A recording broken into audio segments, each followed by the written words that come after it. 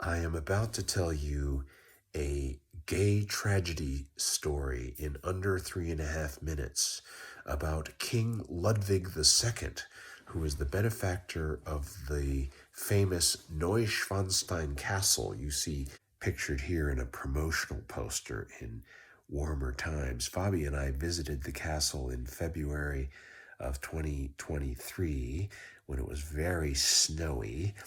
And I did a little homework on the castle and learned that its benefactor, Ludwig II, was obsessed with getting this castle built, even to the point of bankrupting himself and his then little country of Bavaria. This was before German unification, so he became king right about the time that America's Civil War started in the mid 19th century.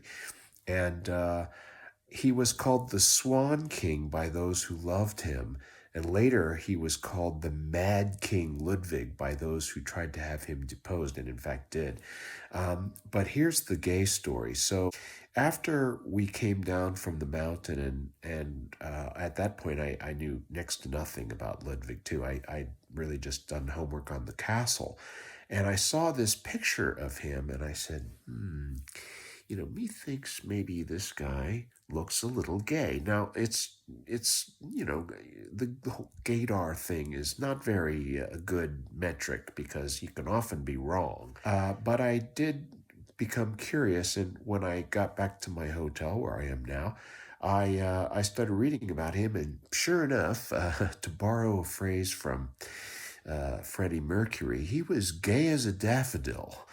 And thus, he was a beautiful man. He was interested in art and music. He was a benefactor of the operatic composer Richard Wagner, and he sponsored all these beautiful buildings like the Neuschwanstein Castle, and that we wouldn't have if it weren't for King Ludwig II, who's still much beloved here in Bavaria.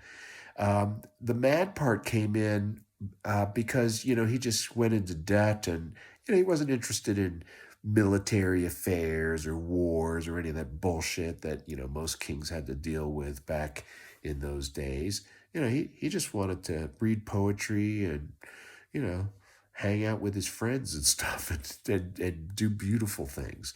And so his ministers eventually hired a couple of quacks who declared him insane and had him deposed.